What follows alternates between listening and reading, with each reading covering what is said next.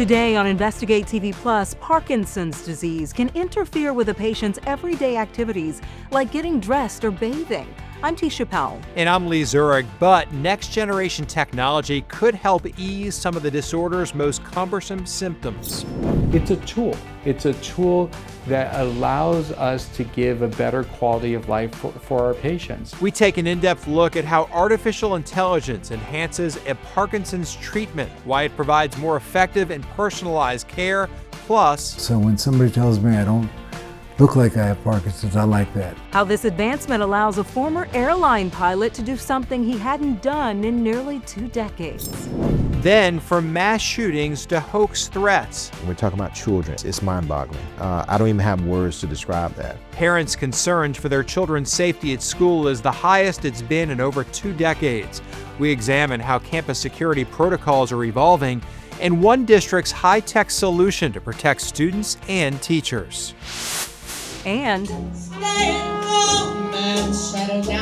sounds for the soul. We don't have live music like this in Pennsylvania. We pull up a seat in a historic jazz hall to share its mission and the music. In-depth stories that inform and inspire. You're watching Investigate TV Plus. Stiff limbs, slow movement, balance issues, and tremors that often start in the hands. That's just some of the debilitating symptoms associated with Parkinson's disease. More than 1 million Americans are living with a neurodegenerative disorder right now, and there are about 90,000 new diagnoses each year. There's also no known cure, but as reporter Heather Graff explains, new technology is making a difference for some patients with the help of artificial intelligence.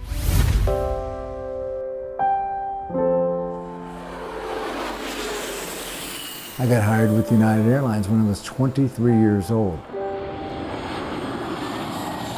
I had this dream job, flying these beautiful aircraft all around the world. I always believed that the job of a pilot was very fragile. You know, one diagnosis away from not being able to fly anymore. That's exactly what happened to me. It was Parkinson's disease that grounded Rick Shenna's career. You sit there and you say, Jesus, what did I do to deserve this? The telltale hand tremor among his earliest symptoms at age 48, and as the illness progressed, he experienced what's known as rigidity. It means that I would lock up. I'd get so tight that I couldn't move. It was like a stone. You can look kind of robotic. You look more like the Tin Man. Dr. Fernando Pagan is a movement disorders neurologist at MedStar Georgetown University Hospital in Washington, D.C., where he tested and eventually diagnosed a then 54-year-old Rick nearly 2 decades ago and has been treating him ever since. Our medicines are like the oil the Tin Man gets. As the disease progresses, the medicine doesn't last as long. So the medicine used to last 4 hours, now it's only lasting 2 hours. I was at the point where Dr. Pagan felt that if he gave me any other medication, that it was going to start having adverse effects on the quality of my life. So that's where the DBS came in. DBS, or deep brain stimulation, has been around for several decades and is used to help ease Parkinson's symptoms, especially when a patient's meds are no longer sufficient. Often described as a pacemaker for the brain, it involves a surgical procedure, implanting a device that's then programmed by doctors to send electrical pulses to parts of the brain that control movement. This is the device itself. Rick had the surgery in the fall of 2024 and showed us how a smartphone app can be used to tweak the device's settings if needed. After about a month, that's when we start to see significant improvement. But Dr. Pagan explains there were still some limitations. For instance, when Rick would exercise, the stimulation was less effective. He would notice, I need to increase a little bit more when I exercise. If he was a little bit stressed or having a little bit of fun, the tremor would come back. Then in February 2025, the FDA approved a therapy called ADBS, the first ever adaptive deep brain stimulation system for people living with Parkinson's. Researchers have called it a new, smarter version of the technology because it aims to personalize treatment based on a patient's brain activity and uses artificial intelligence to make adjustments in real time.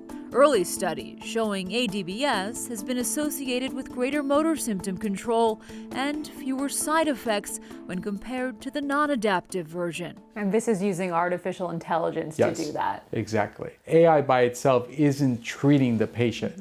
The person who's still treating the patient is us, the neurologists who are programming it. What was your reaction when you first heard that technology being applied in this way?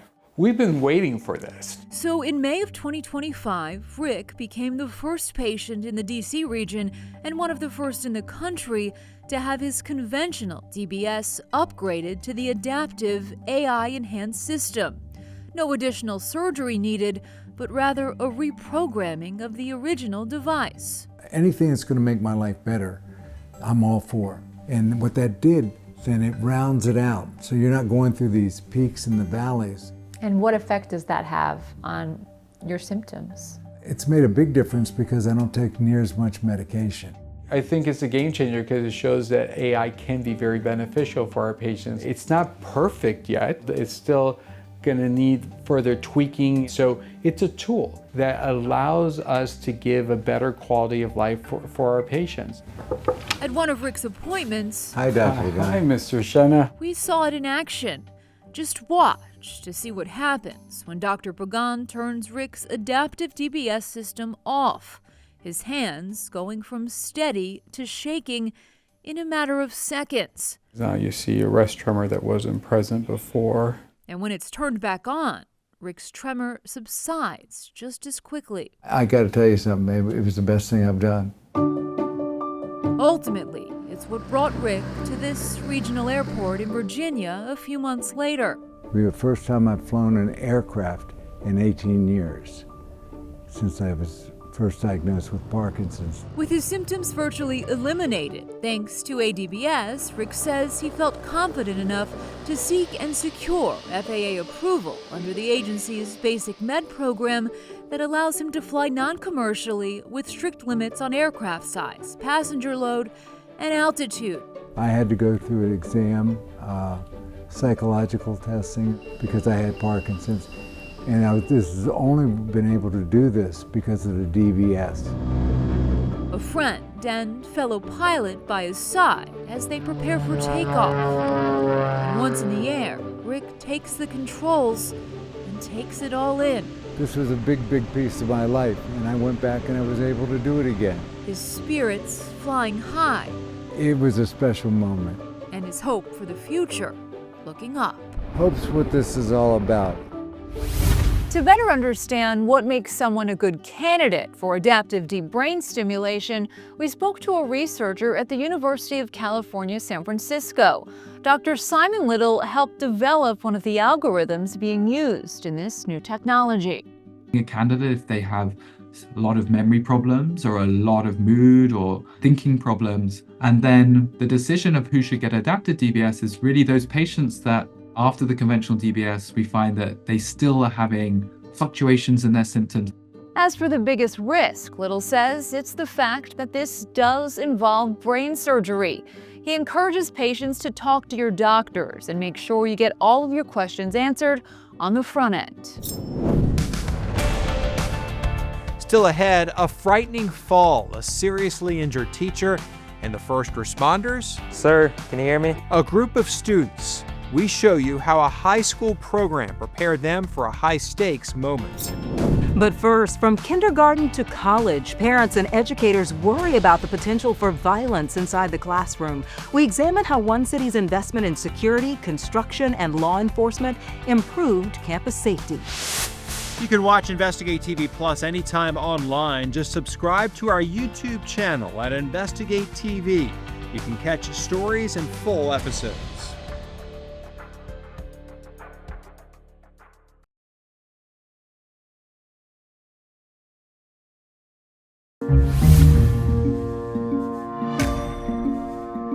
Every morning, parents send their kids to school and expect them to come home safe. Yet for many families, the threat of a school shooting is a very real fear. In 2025, there were more than 160 incidents of gunfire in school grounds, resulting in more than 50 deaths and nearly 3 times as many injuries. It's why school security protocols are constantly evolving. Lori Al-Hadef founded the nonprofit Make Our Schools Safe after her daughter Alyssa was gunned down in the 2018 Parkland High massacre in Florida. Since then, Lori has fought for better protections in the classroom, like panic buttons and silent alarms for teachers. So I say that time equals life. So knowing that they have their panic button, that they can push it and get a law enforcement there as quickly as possible to take down the threat, I think is so extremely important. In 2013, the city of Meridian, Mississippi took safety a step further by establishing a school district police department and investing in new construction and high-tech security. Reporter Peter Zampa speaks to the district police chief and parents about this potential solution. Students in our schools are being exposed to violence, particularly shootings, at alarming rates. 41% of parents of K-12 students are fearful for their oldest child's safety at school. That's according to Gallup. Now, here in Meridian, Mississippi, the public school district is investing in being proactive when it comes to school safety.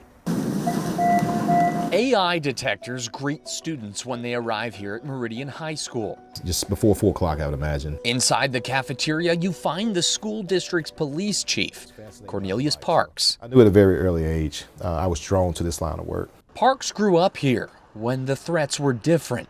This day and time, our main concern now is dealing with active shooters. The reason you see significant investment in detectors, modern construction closing off access to a campus built in the 1930s, and an actual police department on campus. Some people express a concern about almost hardening targets as far as schools go and putting a police force in there because it could make some people nervous. Is that a concern of yours? With the active shooters that has occurred throughout our nation and other potential threats, I can see it being more confident and more intimidating. Hey, get that truck and tell them to turn that mirrors off. The department was created in 2013, and the district says they've seen a reduction in incidents. But in 2024, the high school was locked down because shots were fired toward a car on campus. An elementary school was evacuated due to a bomb threat. And a child was arrested for making terroristic threats at a middle school. I have friends that homeschool. They're scared. Kimberly Gathings teaches 9th grade reading at Meridian High. Her son Chase is a star on the football team. She has a mother's mindset when it comes to her son and all of her students. I find myself as a teacher going, as I move through the building, making sure the doors close all the way, because one simple mistake can cause, a world of problems. The fact that teachers cannot afford to make a simple mistake, like leaving a door ajar, speaks volumes. It can happen at school, it can happen while you're at the grocery store. We're talking about children. It's mind-boggling. I don't even have words to describe that. But I think that's why I chose this field, because if I can prevent it and eliminate that threat, that's what I would do 100% of the time. According to a report published by the Department of Justice, many task forces established after the Parkland High School massacre recommended increasing police presence in schools. But some data suggests more police in schools leads to the overcriminalization of non-criminal youthful behavior. Still to come, it gave Black musicians a stage when few others would. We explore the revival of a Louisiana landmark and why its survival matters today. But first, when a teacher suffered a serious accident on campus, all of a sudden we heard people yelling that they need EMTs. Help arrived before the first call to 911. We show you how a group of high school students put their classroom lessons to the ultimate test. You can watch Investigate TV Plus anytime streaming online. Get the app for Roku, Amazon Fire TV, and Apple TV. It's free to download.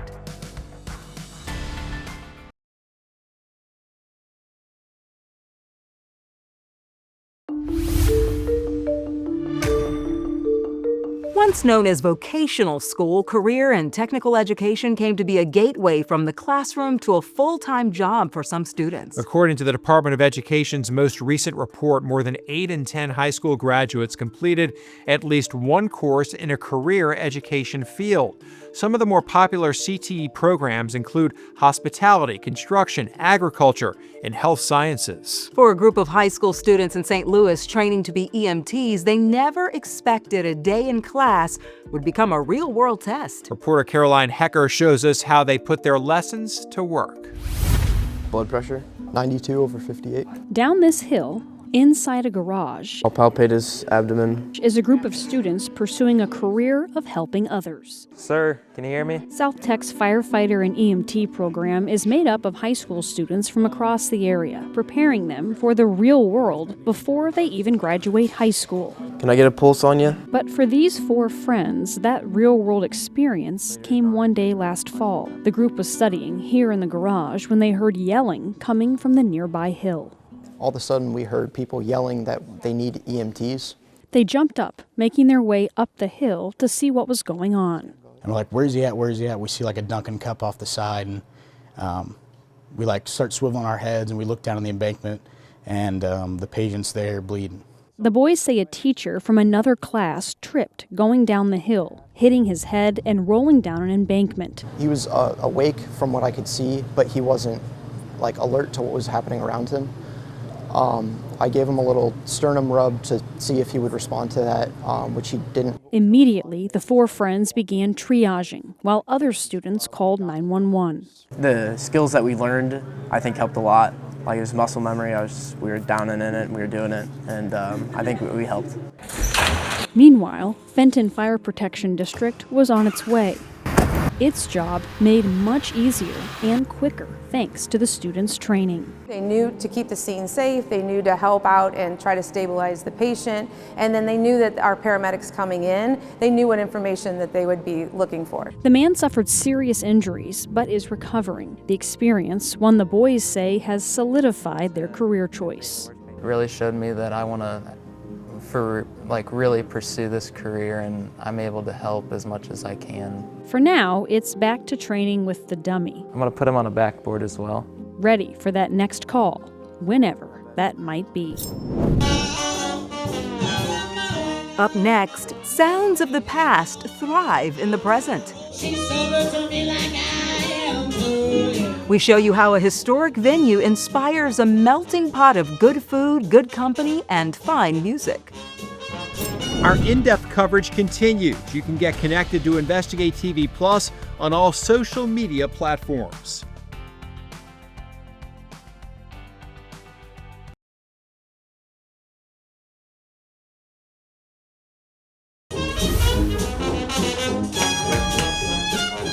A venue dating back 130 years provides a musical experience like no other. In Mandeville, Louisiana, nestled beneath the shade of live oaks, the Dewdrop Jazz Hall comes alive with the sounds of the past. On Saturday nights, crowds gather for the music, country cooking, and a vibe that takes visitors back in time.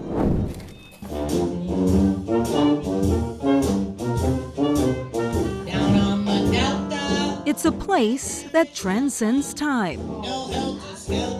A tiny hidden treasure tucked beneath the trees, where the scenery shares an old story and the music sets the mood. On a Saturday night, hundreds gather to hear sounds of the past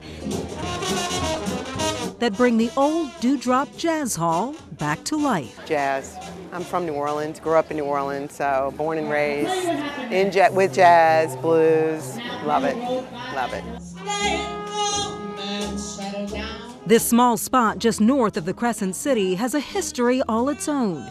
Built in 1895 by the Dewdrop Social and Benevolent Society, this humble music hall was a beacon of hope for the Black community during hard times. They had to come together and figure out ways to help each other bury their loved ones, to survive fires and other catastrophes. A place that's near and dear to my heart. Andrea Fulton has strong family ties to the North Shore and now helps to manage the Dewdrop. The Dewdrop, the building itself, was born to give them a physical means to accomplish some of the things that they needed to do in order to raise the money to help people in the community. In a neighborhood that feels like home for Janice Edgerson. She's a lifetime member of the First Free Mission Baptist Church next door. On Saturday nights like this, she and her family prepare a Southern feast, a labor of love and fundraiser for the church. I love the church. I love the community. I love the people that come in. And hearing someone say, I like the music, but I like the food better, is encouraging.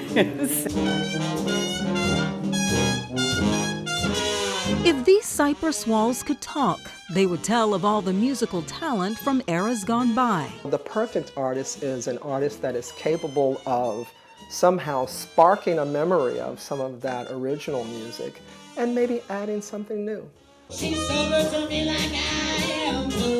On this night, it's the NOLA Sweetie Pies and their traditional jazz drawing a crowd from near and far. We don't have live music like this in Pennsylvania.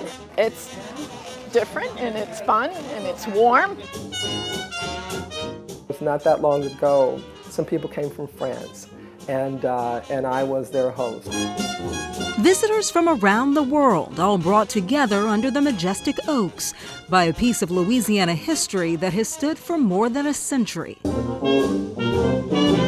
It's dripping with its own beautiful history. So people feel that. You know, people show up hours in advance to put their chair outside of the building to make sure they have a good spot to see inside and hear the music while they're sitting outside. Just to get a glimpse Just in to there. get a glimpse. But look, if the weather's great, Yeah. listening to music outside like that, very peaceful, nice. And the food is delicious. It looked really I good. did get I know. Of course you did. I respect that. That's it for us on Investigate TV Plus. I'm Lee Zurich. And I'm Tisha Powell. Thanks for watching. On the next Investigate TV Plus, millions of children have a condition that can cause lifelong health issues, obesity. I have some patients up to 500 pounds at 12 years old. The health crisis has some doctors turning to a weight loss drug popular among adults. When do you know it's time for a GLP-1 for a younger patient? We answer that question and examine one statewide initiative taking on the issue through education.